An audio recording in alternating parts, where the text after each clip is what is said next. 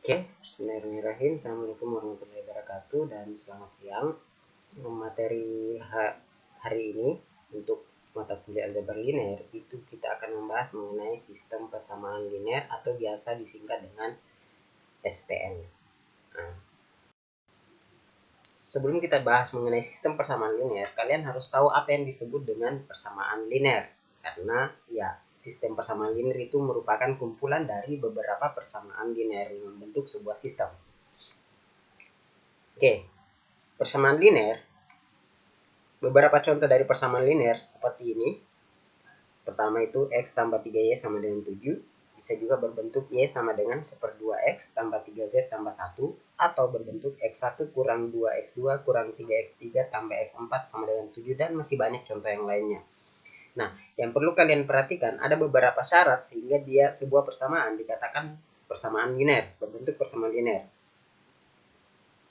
Yang pertama, perhatikan bahwa persamaan linear tidak mengandung hasil kali atau akar dari variabel.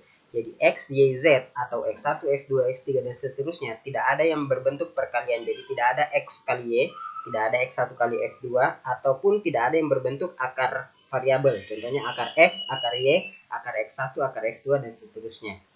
Seluruh variabel, entah itu X, Y atau Z atau X1, X2, X3 dan seterusnya hanya dalam bentuk pangkat pertama, pangkat 1, dan bukan merupakan argumen dari fungsi-fungsi trigonometri, logaritma, atau eksponensial. Jadi tidak ada yang berbentuk trigonometri, tidak berbentuk sin X, sin Y, sin Z, atau cos X1, atau E pangkat X, atau E pangkat X2, X3, dan seterusnya. Juga tidak berbentuk logaritma. Nah, sekarang coba kita lihat beberapa contoh. Saya akan memberikan beberapa persamaan. Nah, kita akan menentukan linear atau non-linearnya dia. Untuk X1 tambah 5X2 dikurang akar 2X3 sama dengan 1, ini dia berbentuk persamaan non-linear. Kenapa? Karena X3-nya itu masuk ke dalam akar. X pangkat minus 2 ditambah X2 ditambah 8X3 sama dengan 5. Ini juga berbentuk persamaan non-linear. Karena X1-nya dia berpangkat minus 2, bukan berpangkat 1. Kemudian X1 tambah 3X2 dikurang X1 kali X3 sama dengan 2. Ini juga persamaan non-linear karena ada perkalian antara X1 dan X3. X1 pangkat 3/5 dikurang 2X2 tambah X3 sama dengan 4. Ini juga non-linear karena X1-nya berpangkat 3/5.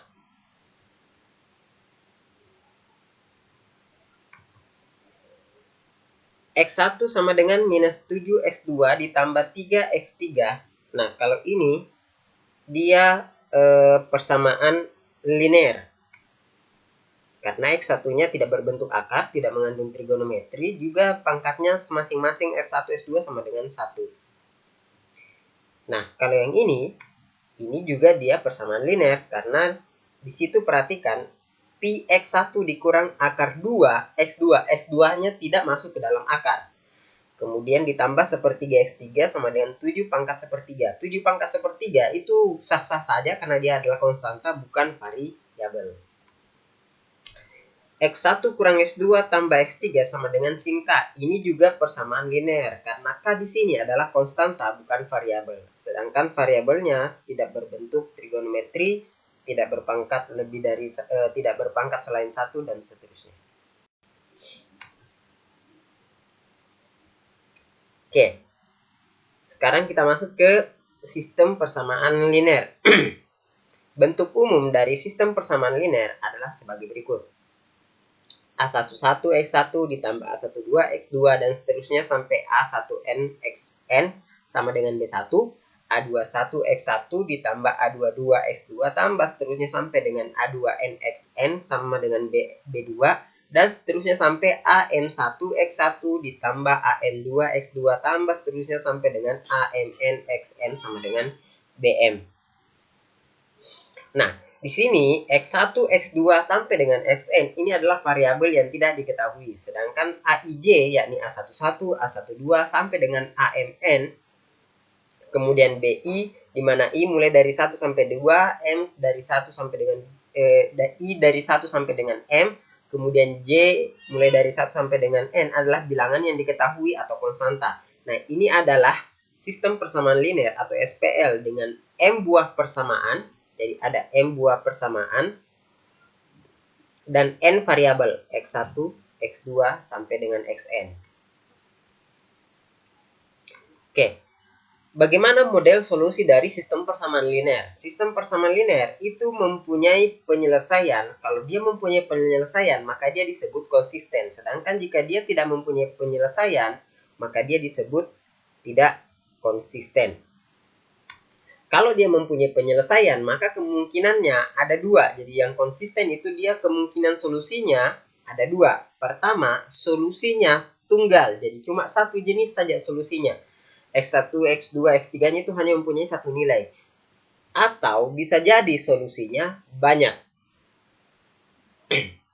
Kalau yang tidak konsisten, ya jelas dia tidak punya solusi, maka tidak bisa dikatakan tunggal ataupun banyak. Oke, sekarang kita coba lihat ilustrasi grafik dari sistem persamaan linear. Nah, untuk lebih sederhananya, saya ambil sistem persamaan linear dua persamaan saja, artinya ada dua persamaan garis yang mau dilihat, dua variabel, supaya kita bisa buat grafiknya, karena kalau sudah tiga variabel, dia berbentuk tiga dimensi. Untuk yang berbentuk sistem persamaan linear dua persamaan dua variabel, maka bentuknya adalah A1X tambah B1Y sama dengan C1, A2X tambah B2Y sama dengan C2. Nah, masing-masing persamaan berupa garis lurus. Kenapa berupa garis lurus? Karena dia adalah persamaan linear dan masing-masing variabelnya berpangkat 1. Ini syarat untuk sistem persamaan linear. Penyelesaiannya atau solusinya adalah titik potong kedua garis ini. Yang pertama adalah tidak ada solusinya atau no solution, di mana A1X tambah B1Y sama dengan C1 dan A2X tambah B2Y sama dengan C2 jika dibuat dalam bentuk persamaan garis lurus ke koordinat kartesius, maka kedua persamaan ini sejajar, tidak berpotongan sama sekali, makanya dia tidak mempunyai solusi. Solusi yang kedua adalah yang mempunyai satu titik potong atau satu solusi. Nah, solusinya adalah titik potong tersebut. Jadi kalau kedua garisnya berpotongan, artinya kedua persamaan ini mempunyai satu solusi dan solusinya itu adalah pas di titik potongnya. Dan yang ketiga yang tadi adalah banyak solusinya. Nah, untuk yang banyak solusinya, maka kedua garis ini berhimpitan.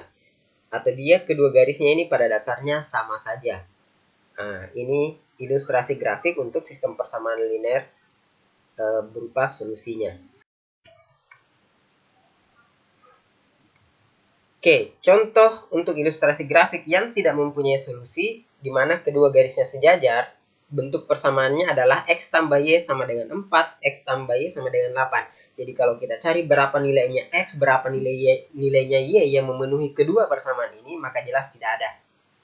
Karena kalau kita mencari dua bilangan yang dijumlahkan hasilnya sama dengan 4 dan sama dengan 8, itu tidak ada jawabannya. Untuk contoh ilustrasi grafik yang mempunyai satu solusi, jika kedua garisnya berpotongan, contoh persamaannya adalah X tambah Y sama dengan 4 dan X kurang Y sama dengan 2. Maka solusinya ini bisa kita tentukan. X-nya sama dengan 3 dan Y-nya sama dengan 1.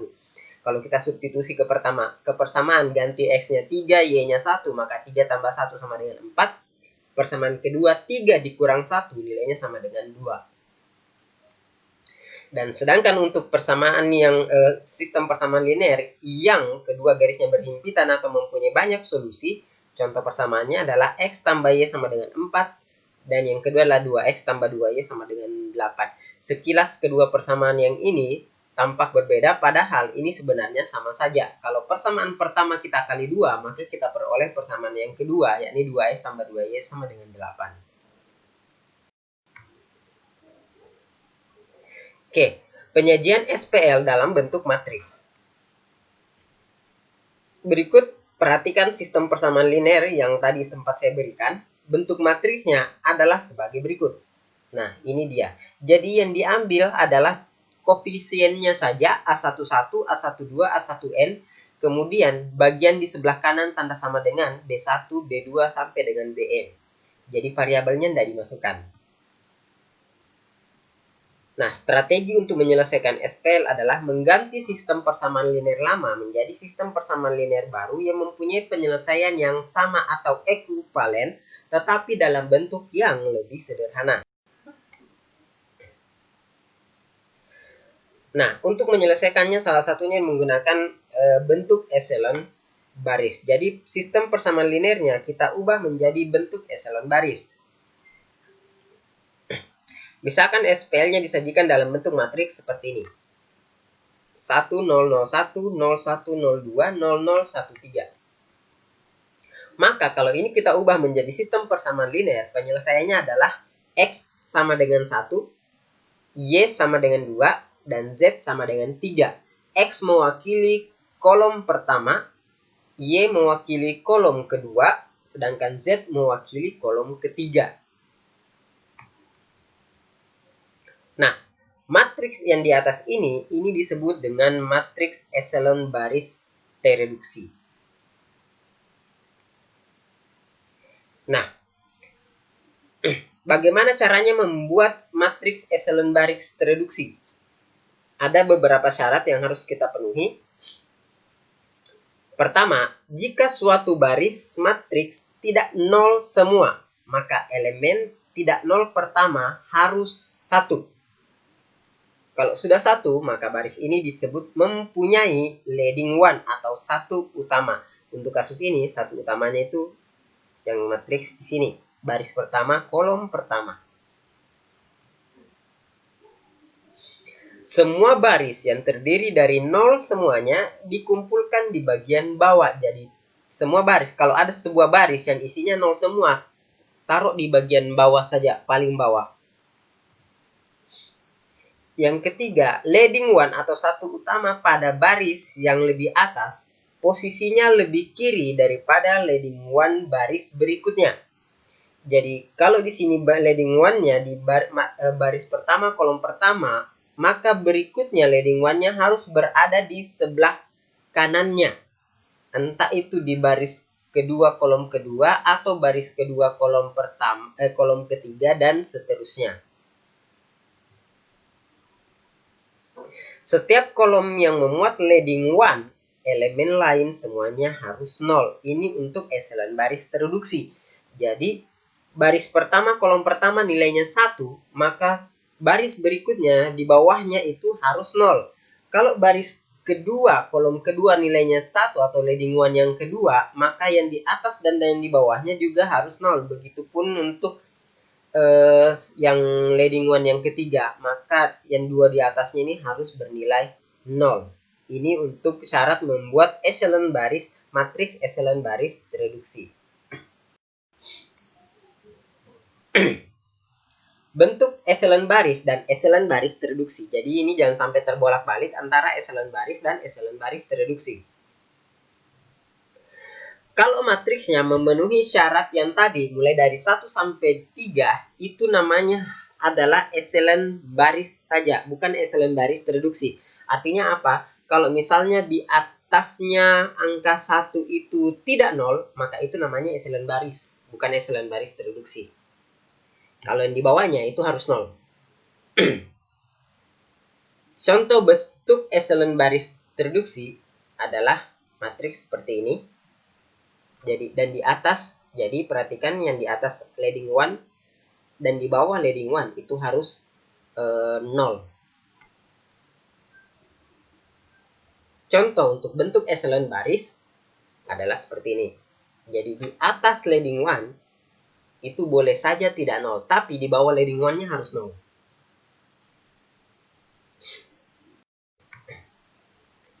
Nah, bentuk umum matriks echelon baris adalah ini dia, di mana tanda bintang ini boleh diganti dengan angka, diisi bilangan real sembarang. Sedangkan bentuk echelon baris tereduksinya adalah contohnya seperti ini. di mana tanda bintangnya itu bisa diganti dengan bilangan real sembarang.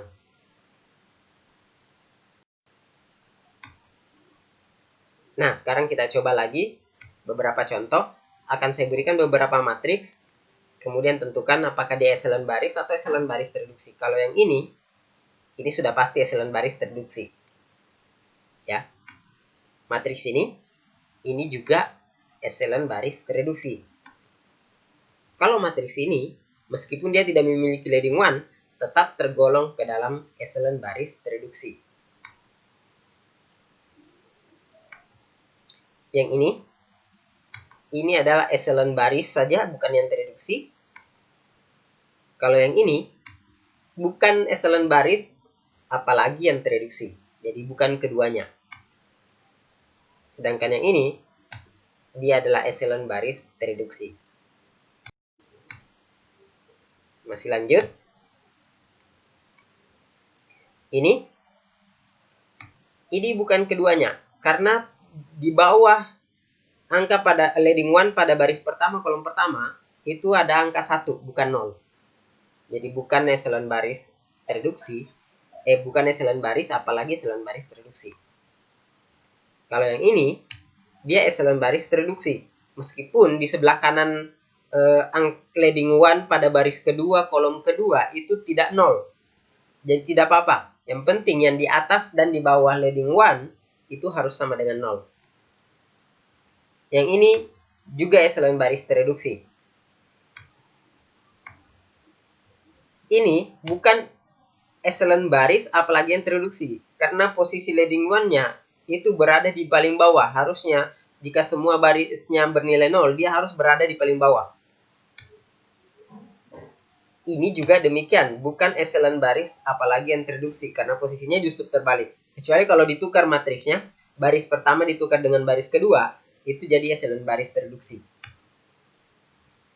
Ini termasuk ke dalam echelon baris tereduksi. Jadi tidak apa-apa kolomnya di sini, kolom kedua itu nilainya 0, leading one-nya ada di sebelah kanan, tidak ada masalah karena posisinya dia ada di sebelah kanan leading one yang pertama.